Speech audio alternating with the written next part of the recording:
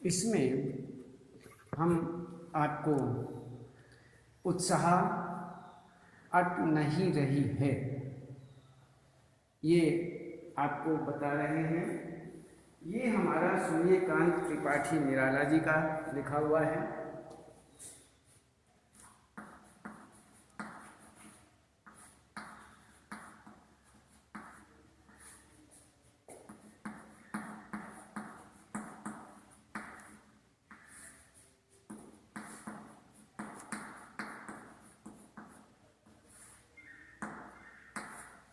निराला जी का लिखा हुआ है।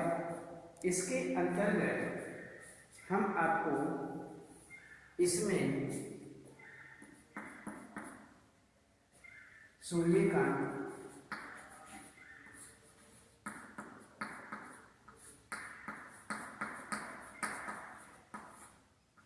त्रिपाठी निराला जी का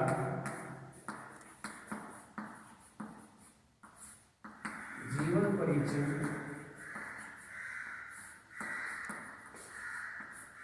एवं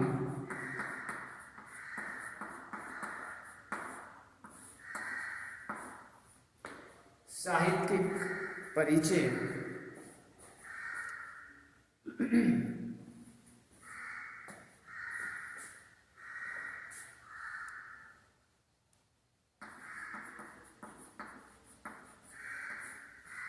साहित्यिक परिचय हम आपको बता चुके हैं। इसके अंतर्गत हमने आपको बताया जीवन परिचय,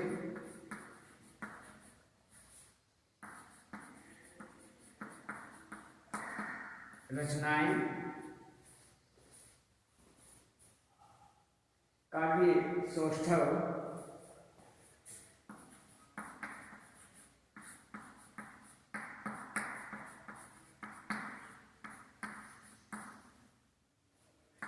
भाषा,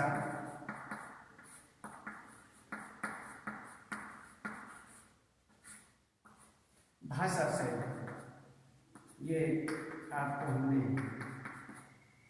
उनके जीवन परिचय और साहित्यिक परिचय के अंतर्गत हमने आपको बताया और पाठ के रूप में हमने आपको सारांश रूप भी दिया। इसमें पाठ का सारांश भी आपको बताया। अब हम उत्साह के विषय में आपको बताते हैं। सबसे पहले हम इस काव्य के रूप में जैसे बादल गरजो, इसमें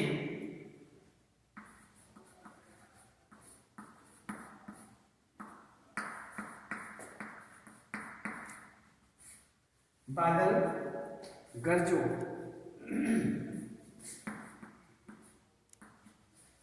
बादल गरजो, बादल फिर भर दो, बादल गरजो।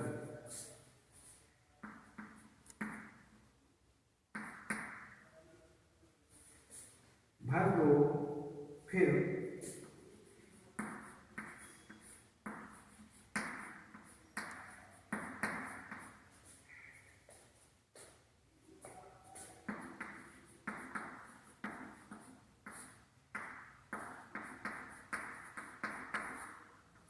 बादल गरजो, ये हुआ। और इसी में दूसरा आता है विकल विकल।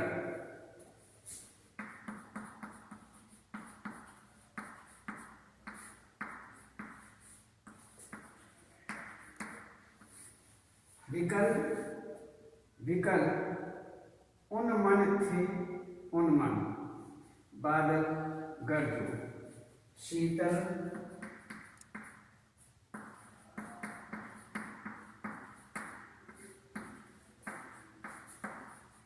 कर दो बादल गरज, बादल गरज। तो ये हमारे दो इसमें उत्साह के अंतर्गत ये पंक्तियां आपके सामने हमने रखी और इन पंक्तियों के अंतर्गत ही हम देखते हैं। तो इसमें हम यही लिखते हैं कि सबसे पहले हम आपको बता चुके हैं कि यहाँ पर सूर्यकांत त्रिपाठी निराला जो हैं, जो उत्साह और अट नहीं रही है, इसके लेखक हैं, ये इसके कवि हैं, इसके कवि हैं और इन्होंने ये कविता काव्य लिखा। तो सूर्यकांत त्रिपाठी के विषय में हमने आपको बताया। अब हम देखते हैं कि बादल गरजो फिर भर दो बादल गरजो। इसमें ये जो उत्साह एक आह्वान गीत है, इसे उत्साह को एक आह्वान गीत माना जाता है, जिसके माध्यम से कवि ने बादल को संबोधित किया। कवि जो हैं वो बादलों को संबोधित करते हैं और बादल निराला का प्रिय विषय माना जाता है। ये हम आपको कल भी बताया था, कल हमने इस बात का संकेत किया था कि इस विषय में जो बादल है निराला का प्रिय विषय है और कविता में बादल एक तरफ पीड़ित प्यासे जो मनुष्य हैं उनकी अभिलाषा को पूरा करने वाला, कि ये हर तरह से प्यासे हैं, पीड़ित हैं और उनकी जो अभिलाषा है उसको पूरा करने वाले हैं। तो दूसरी तरफ वही बादल नई कल्पना और नए अंकुर के लिए हर प्रकार से विप्लव, विध्वंस और क्रांति चेतना को भी संभव करने वाला है। तो इस प्रकार से कवि जीवन को व्यापक दृष्टिकोण से देखता है। कवि जो है जीवन को एक व्यापक दृष्टिकोण से देखता है, ये हम यहाँ पर बताना चाहते हैं। कविता में हर प्रकार से कल्पनाएं और क्रांति चेतना दोनों, ललित कल्पना, क्रांति चेतना आदि। तो सामाजिक क्रांति या सामाजिक परिवर्तन में साहित्य की भूमिका महत्वपूर्ण होती है। निराला इसे नवजीवन और नूतन कविता के संदर्भों में विशेष रूप से यहाँ पर देखता है, विशेष रूप से देखता है। तो कवि निराला ने बादल के माध्यम से मानव को प्रोत्साहित किया है, उसके उत्साह को प्रेरित किया है। तो यहाँ पर जो कवि निराला हैं, बादल गरजो घेर घेर घोर गगन, धाराधर को ललित ललित काले घुंघराले, बाल कल्पना के से पाले, विद्युत छवि उर्मे कवि नव जीवन वाले, वज्र छिपा नूतन कविता फिर भर दो बादल गरजो। कहते हैं कवि निराला जी उत्साह और क्रांति के प्रतीक रूप में बादल को संबोधित करते हुए कह रहे हैं कि तुम अपनी भयावह गर्जना को और मनुष्यों में नई चेतना को भर दो। आप अपनी जो भयावह गर्जना है इसे करो। भयावह गर्जना जो है इसको भी करो और मनुष्यों में एक नई चेतना हो। जब बादल गरजते हैं तो मनुष्यों में नई चेतना उत्पन्न हो जाती है कि वर्षा होने वाली है, बादल आ गए हैं। बादल घुमड़ घुमड़ करके बादल आ रहे हैं, चारों तरफ बादल ही बादल छाए हुए हैं, दिखाई दे रहे हैं और गर्जना कर रहे हैं। वह वर्षा करने का संकेत कर रहे हैं, गरज गरज करके बादल घुमड़ रहे हैं। तो इस प्रकार से यहाँ पर हर प्रकार से इस बात को देखा जाता है। और ये यहाँ पर कहते हैं कि उनमें नई चेतना पैदा हो जाती है, अर्थात उनके मन में यह पैदा हो जाता है कि वर्षा होने वाली है, नया जीवन दे मिलने वाला है। इसी प्रकार से यहाँ पर हम अच्छी तरह से इसको देखते हैं। तो ये हुआ हमारा एक मनुष्यों के बादलों के प्रति नई चेतना जागृत होना। हे बादल संपूर्ण आकाश को घेर घेर घोर गगन धाराधर को, धाराधर बादलों के लिए संबोधित किया है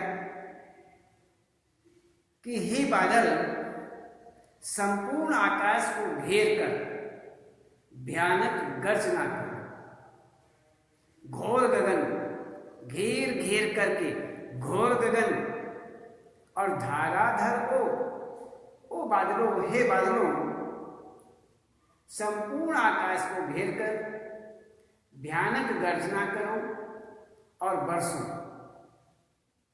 तुम सुंदर और काले घुंघराले बालों वाले हो।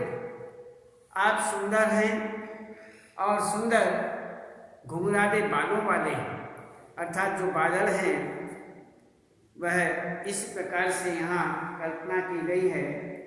ऐसा बताया गया है कि जो बादल दिखाई दे रहे हैं वो चारों तरफ उमड़ घुमड़ करके आ रहे हैं। ऐसा प्रतीत होता है, ऐसा दिखाई देता है जैसे घुंघराले बाल होते हैं, मुड़े हुए जो बाल, घिरे हुए जो बादल हैं वो एक घुंघराले बादलों के तुल्य बताया गया है। तो यहाँ पर ऐसा बताते हैं तुम सुंदर हो और काले घुंघराले बालों वाले हो। तुम बाल कल्पनाओं को लिए हुए, जो बच्चों वाली कल्पनाएं होती हैं, बाल कल्पनाएं, आप उनसे उनको लिए हुए हो। आपके मन में, आपके विचारों में बाल कल्पनाएं जो हैं में आई हुई। तुम्हारे हृदय में बिजली की आभा है कि कहते हैं कि बाल कल्पना के से पाले और विद्युत छवि उर्मे। तुम्हारे हृदय में बिजली की आभा है, विद्युत छवि, विद्युत आभा कहाँ पर? उर्मे में, हृदय में। तुम्हारा जो हृदय है, तुम्हारा जो दिल है, उस हृदय में बिजली की आभा है, सुंदरता है। कवि नव जीवन वाले, तुम नया जीवन देने वाले हो। हे कवि, तुम जन जन को नया जीवन प्रदान करने वाले हो। आपकी कल्पनाओं में, अर्थात आप जो हैं, तुम्हारे हृदय में बिजली की आभा विद्यमान है, सुंदरता छिपी हुई है, इसलिए आप नया जीवन प्रदान करने वाले हैं। और यहाँ पर तुम्हारे अंदर वज्र जैसी अपार शक्ति है। कहते हैं कि आपके अंदर जो शक्ति है वो वज्र के समान है, अपार शक्ति है, वज्र जैसी। अर्थात वज्र जो है वो एक शक्तिशाली शस्त्र होता है, अस्त्र होता है, और वह कभी विफल होने वाला नहीं होता है, ऐसा अस्त होता है।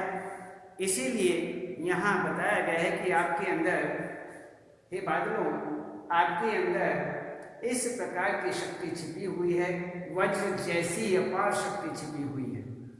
तुम इस संसार में, आगे कहते हैं, वज्र छिपा नूतन कविता, फिर भर दो बादल गरजो। तुम इस संसार में नई चेतना भर दो और गरजो, और अपनी गर्जना से जन चेतना में विप्लव और क्रांति को जन्म दो। तो इस प्रकार से यहाँ पर ये बताया गया है कि इसमें तुम इस संसार में नई चेतना भरने वाले हो, अर्थात भरो। आपका मैं आह्वान करता हूँ, गरजो और अपनी गर्जना से जो जन चेतना है उसमें हर प्रकार से विप्लव और क्रांति को जन्म दो। इस प्रकार से यहाँ पर आपको ये बताया गया। अब दूसरा देखते हैं, विकल्प। विकल उन मन थे उन मन, विश्व के निदाघ के सकल जन, आए अज्ञात दिशा से अनंत के घन, तप्त धरा जल से फिर शीतल कर दो बादल गरजो। यहाँ पर कहते हैं, विकल उन मन थे उन मन, विश्व के निदाघ के सकल जन, आए अज्ञात दिशा से अनंत के घन, और तप्त धरा जल से फिर शीतल कर दो बादल गरजो। वैसे इसमें जो हमने आपको पहले बादल गरजो, घेर घेर घोर गगन धाराधर हो, इसमें जो बताया, यदि इसमें ये देखा जाए कि जिस प्रकार, चलो इसके बाद बताएंगे, तो जैसे विकल जन उन मन, तो इसमें हम ये देखते हैं कि कवि के अनुसार यहाँ पर देखा जाता है कि कवि के अनुसार गर्मी से परेशान अनमने मनुष्यों के हृदय में, अनमना सा मन बना हुआ है, ऐसे मनुष्यों के हृदय में बादलों ने बरस कर शीतलता प्रदान की है। कवि कहता है कि हे बादल, इतने वर्षों गरजो कि निरंतर बढ़ती हुई गर्मी से विश्व के संपूर्ण जन जो अनमने उदासीन हैं, उद्विग्न हो रहे हैं, वे सब शीतलता का अनुभव करें। वो सारे के सारे शीतलता का अनुभव करें कि विकल उन मन थे उन मन, और विश्व के निदाघ के सकल जन, आए अज्ञात दिशा से अनंत के घन।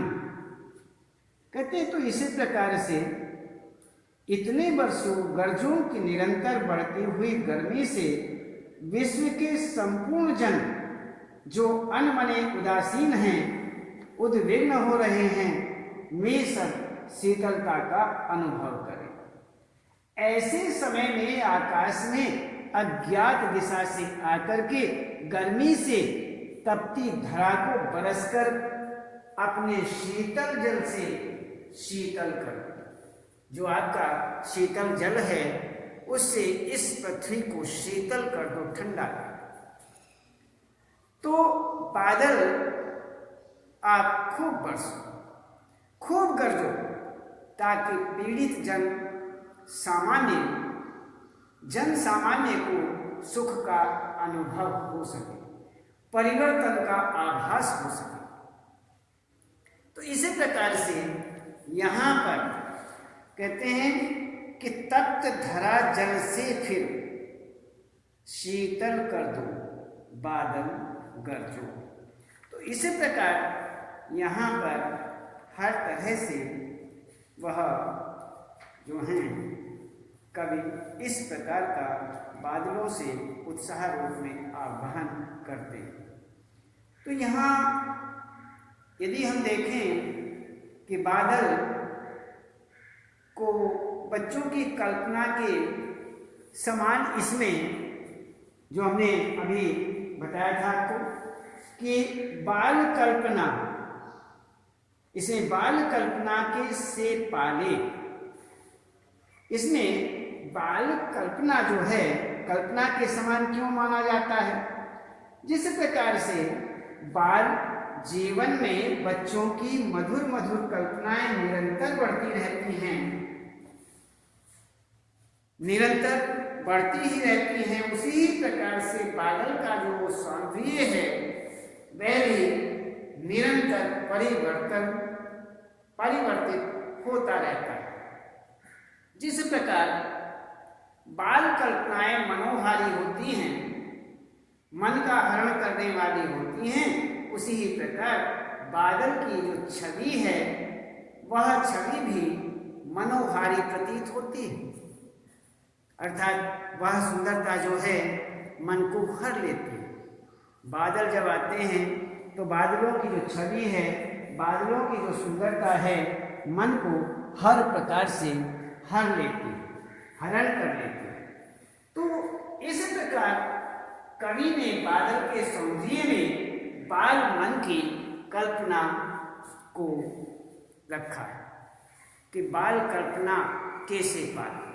तो इस प्रकार से यहाँ पर ये बताया गया।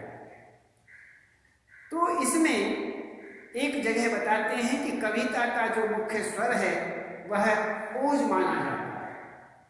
कवि अपनी ओजस्विता से जन चेतना लाकर जन सामान्य में क्रांति लाना चाहता है। वह बादलों से संपूर्ण आकाश को घेर लेने के लिए कहता है। इस तरह कविता के स्वर में ओज है, विप्लव है, क्रांति है, परिवर्तन का वेग है। तो इस प्रकार से यहाँ पर परिवर्तन दिखाई देता है। तो इस प्रकार एक जगह कहते हैं कि जो विद्युत छवि उर में कवि नवजीवन वाले, इसमें हम यदि देखें तो इसका एक आशय स्पष्ट हम यदि करना चाहें तो आशय स्पष्ट के माध्यम से हम देखते हैं कि बादल के हृदय में विद्युत छवि जो है वो विद्यमान है, उसमें चमक है। तो कवि की कविता में भी परिवर्तन लाने की ओजस्विता है। तो समाज में परिवर्तन लाने की क्षमता है, तो कविता में नवीनता मानी जाती है। इसीलिए यहाँ पर एक कवि नवजीवन वाले विद्युत छवि में और कवि नवजीवन वाले इस प्रकार से कहते हैं विद्युत छवि विद्यमान है, उसमें चमक है, तो कवि की कविता में भी परिवर्तन लाने की ओजस्विता है। और आगे समाज में परिवर्तन लाने की क्षमता है, तो कविता में भी नवीनता है। तो इस प्रकार यहाँ पर ये बताया जाता है। अब यदि हम इसमें देखें कि बादलों के नए बरसने से लोगों तथा धरती की क्या दशा हो रही थी, तो बादलों के नए बरसने से लोगों में बेचैनी एवं व्याकुलता बढ़ गई थी। उन्हें कहीं भी चैन नहीं पड़ रहा था। भयंकर गर्मी के कारण सारी धरती जलती सी प्रतीत हो रही थी, जैसे सारी धरती जल रही हो ऐसा दिखाई दे रहा था, ऐसा प्रतीत हो रहा था। तो यहाँ पर कवि जो है बादलों से अनुरोध करता है। क्या अनुरोध करता है, क्यों करता है, इसमें केवल यहाँ कवि जो हैं बादलों से जोर से वर्षा करने का अनुरोध करता है, क्योंकि भयंकर गर्मी के कारण मनुष्य तथा धरती के अन्य प्राणी व्याकुल हो रहे हैं। व्याकुलता उनकी बढ़ती जा रही है। इस प्रकार से बादलों के जोर से बरसने से धरती की जो उष्णता है वो कम हो जाएगी, लोगों को तपन और बेचैनी से राहत मिलेगी। इसलिए यहाँ पर अनुरोध कवि जो है बादलों से विशेष रूप से अनुरोध करता है, इसलिए करता है अनुरोध करता है बरसने के लिए, गरजने के लिए, और इसमें इसलिए करता है कि जिससे लोगों को तपन और बेचैनी से राहत मिले। तो जो कवि हैं वो बादलों को अनंत के घन कह करके संबोधित करते हैं। क्यों कहते हैं कि कवि जो हैं वो बादलों को अनंत के घन कह करके संबोधित इसलिए करते हैं कि बादलों का कोई अंत नहीं होता है, वे अंतहीन होते हैं। बादल अनंत की कृति माने जाते हैं, बादल जो है ईश्वर की कृति माने जाते हैं, ईश्वर की रचना माने जाते हैं, और बादलों के आने की कोई दिशा निश्चित नहीं होती है, वे किसी भी दिशा से आकर के आसमान पर छा जाते हैं। इसलिए यहाँ पर जो कवि हैं इस प्रकार से वह अनंत के घन कह करके संबोधित करते हैं। तो यहाँ पर हम हर प्रकार से इस बात को अच्छी तरह से विचार करते हैं। तो ये हुआ आपका यहाँ पर ये बादल गरजो फिर भर दो बादल गरजो, विकल विकल शीतल कर दो बादल गरजो। ये इसमें हम आपको ये बता चुके हैं कि इस के अंतर्गत निराला जी के जीवन से और साहित्य से संबंधित सभी विचार किया गया, और अन्य उन्होंने किस प्रकार से ये बादलों का आह्वान किया है इसके विषय में बताया। तो आज केवल इतना ही, और उसके बाद हम फिर कल आपको इस विषय में बताएं।